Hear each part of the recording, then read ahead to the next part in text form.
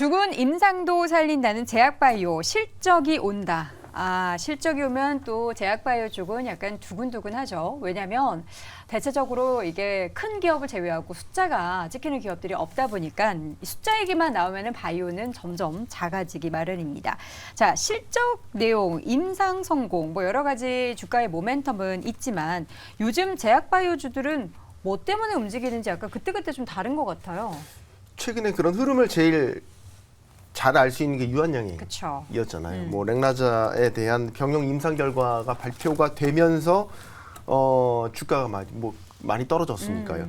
사실 이제 시장은 그 임상 결과에 주목하기보다는 임상 결과가 나옴으로써 이제 주가에 대한 호재가 소멸됐다. 네. 이렇게 판단을 해서 주가가 많이 빠진 측면이 있기 때문에 뭔가 지금은 좀 이제 유한양행 주가만 보면 이제 아쉽다라는 생각을 지울 수가 없습니다. 말씀드린 대로 이제 뭐 임상 발표가 났고 결과 자체는 나쁘지 않았습니다. 핵심이라고 볼 수 있는 뭐 생존 기간 MPFS라고 하는데 뭐 이것 같은 경우도 23.7개월로 기존의 경쟁 약품보다 7개월 좀 높게 나온 것으로 나타났고요. 네. 그런데 이제 그 재료 소멸이 됐다라고 판단을 하기 때문에 앞으로의 이제 어떤 액션, 그 이후의 액션에 대해서 이제 한 단계 더 확인되는 게 있어야 될 것 같아요. 그래서 유한양행 같은 경우는 내년에 이제 미국과 유럽의 그 허가 신청을 해서 이제 허가가 나는지, 그래서 상업화에 대한 프로세스가 어떤 식으로 진행되는지 그거를 보고 그 다음 모멘텀을 찾지 않을까. 뭐 유한양이 대표적으로 최근의 흐름을 보여주는 사례가 아닌가 싶습니다. 네. 자, 그러면 이제 실적을 우리가 좀 그래도 확인을 해봐야 될 것 같은데 임순재 교수님, 대표적인 기업들 실적에 대한 전망 좀 어떨까요? 네, 뭐 일단 제약바이오 관련돼서 3분기 실적이 나쁘지 않을 걸로 지금 예상이 되고 있습니다. 뭐 좋다라고 표현하는 게 좀 더 맞지 않을까 싶고요. 뭐 요즘에 이제 얘기가 나오고 있는 유한양행 같은 경우도 지금 뭐 3분기 매출 같은 경우는 전년 대비 한 9.5% 지금 증가할 것이다라고 예상을 하고 있고요. 뭐 영업이익도 181억을 기록을 하면서 흑자 전환할 것이다라고 얘기를 하고 있습니다. 뭐 녹십자 같은 경우는 뭐 전년도하고 이제 매출은 비슷하겠지만 비슷하고 이제 영업이익이 조금 녹십자는 좀 감소할 걸로 그렇게 보여지고 있습니다. 한 27% 정도 감소할 걸로 보여지는데요. 그 외에 뭐 한미약품 같은 경우는 뭐 영업이익이 한 13%, 대웅제약은 또 한 12% 정도 증가할 걸로 보여지고요. 특히 이제 JW 중해제약 같은 경우는 지금 81% 증가할 걸로 그렇게 보여지고 있습니다. 그만큼 기존의 이제 전통 제약 회사들의 실적들은 아마 3분기에 좋아질 걸로 예상이 되고 있고요.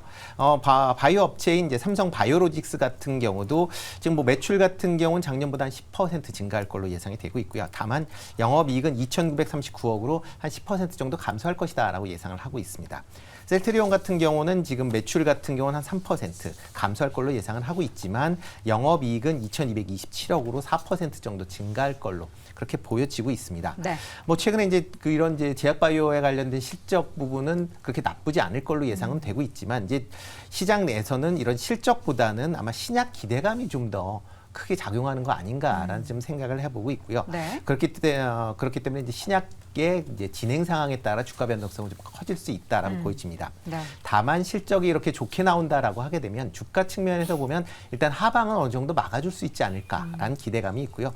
여기에 이제 추가적으로 신약에 대한 기대감까지 이제 적용이 된다라고 하게 되면 관련 그런 이제 종목들은 좀 상승 요인으로 작용할 가능성은 좀 많다라고 생각이 되고 있습니다. 최근에 저희가 제약바이오주 이야기를 참 많이 합니다. 왜냐하면 관련한 이슈도 있고 또 시장에서 의외로 좀 돋보이는 상승을 보이는 종목들도 있기 때문에 말씀을 드리는데 실적과 주가가 정말 이렇게 커플링이 되지 않는다라는 생각이 드는 게 앞서서 쭉 말씀해 주셨던 내용들 중에 보니까 JW 중해제약은 영업이익이 전년 같은 기간 대비해서 지금 80% 이상 증가할 것으로 기대가 되는데 주가는 완전 고꾸라져 있단 말이죠. 그렇죠. 물론 그 전에 올랐던 부분이 있으니까 이걸 또 뭐 선반영 됐다라고 해야 할지 모르겠습니다만 그럼 지금 제약바이오주는 앞서 말씀해 주신 것처럼 그럼 임상 결과에 더 집중하는 게 좋을까요? 아니면 실적에 대한 모멘텀을 보는 게 좋을지 테이버 고수의 생각은 어떻습니까?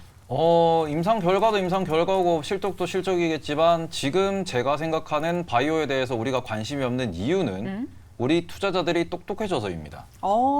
그래요? 지난 네. 10년 동안 혹은 20년 동안 우리는 황우석의 그 과거의 어마어마한 신화를 다들 기억을 하실 거고요. 그런 한미약품이 신약을 낸다라고 했던 것도 기억을 하실 거고요. 그런 램시마 SC라고 하는 부분이 어찌 보면은 뭐 셀트리온을 들어올렸다 그런 것도 기억을 하실 겁니다.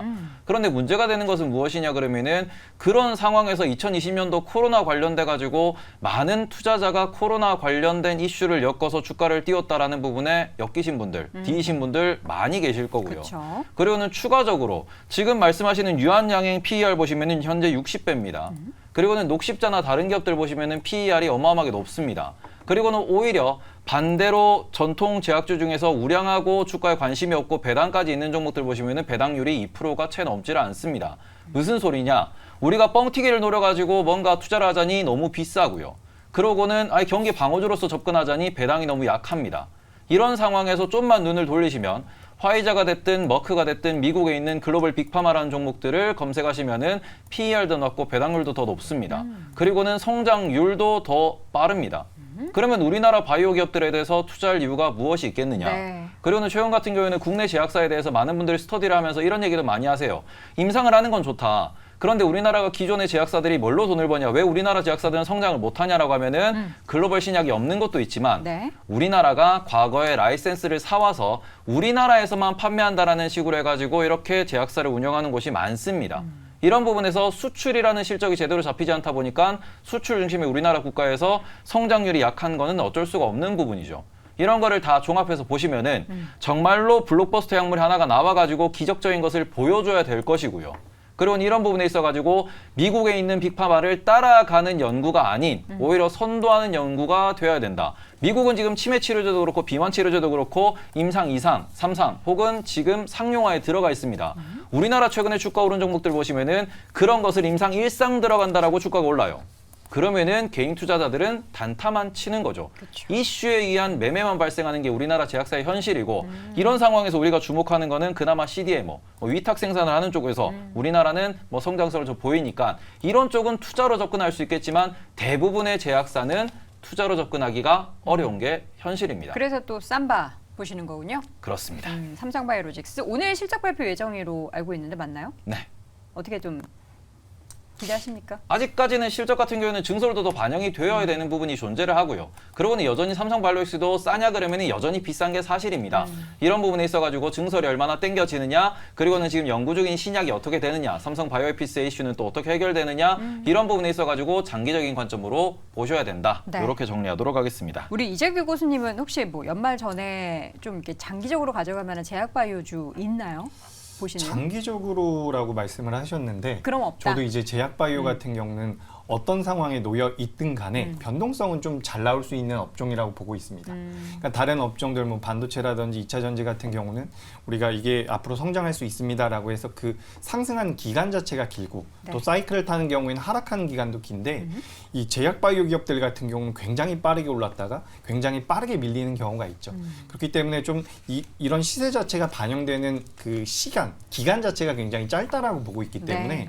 그런 관점에서 봤을 때는 중장기적으로 보는 것은 뭐 방금 전에 테이블 고수께서 말씀하셨던 뭐 삼성바이오로직스라든지 뭐 셀트리온 같은 대형주들이 있을 테고 좀 단기적으로 이제 트레이딩 관점으로 접근할 기업들은 그래도 좀 있다라고 보고 있습니다.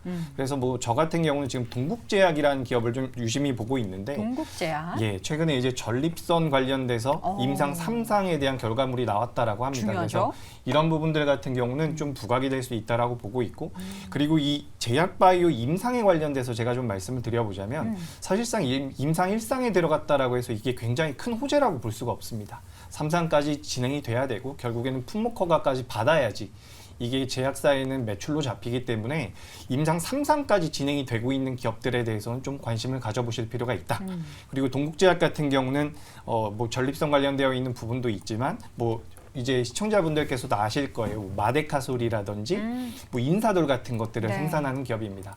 2분기 때는 일시적인 비용 처리 때문에 실적이 좀 안 좋았는데 3분기부터 이제 전문의약품에 대한 매출이 계속해서 늘어나면서 그러니까 이런 거죠. 전통적인 제약사라고 보시면 됩니다. 근데 전통적인 제약사에서 이제 최근에 강하게 탄력적으로 움직일 수 있는 그런 그런 임상의 모멘텀까지 가지고 있는 이런 제약 바이오들을 좀 출연해 보신다면 뭐 트레이딩도 좋고 장기로도 저는 좀 괜찮다라고 보고 있습니다. 네.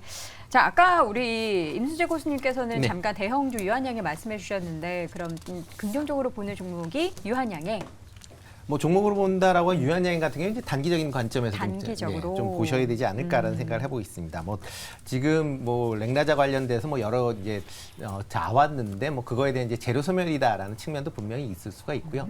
뭐 그거에 대한 기대감은 여전히 좀 남아 있다라고 보여집니다. 그렇기 때문에 단기 낙폭에 따라서 아마 기술적인 매매는 가능한 그런 시점 아닌가 좀 생각을 해보겠습니다. 네. 자, 이렇게 해서 오늘 제약바이오주에 대한 이야기 다시 한번 해봤습니다. 마냥 긍정적인 얘기가 나오지 않고 있는데 11월에 여러 가지 그 학회에 대한 기대감이 과연 있을지 여부는 추후에 또 함께 확인해 보도록 하겠습니다. 네 분의 의견 다시 한번 정리해 보죠. 임순재 고수 실적보다는 신약 기대감이 우선이다. 손석우 고수는 임상 모멘텀의 한계, 실적으로 확인되어야. 또 이재규 고수는 기대감 여전히 유효하다. 실적은 덤이다.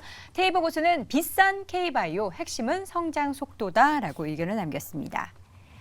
자, 마지막으로 오늘 1위 주제에 이어서 보도록 하겠습니다.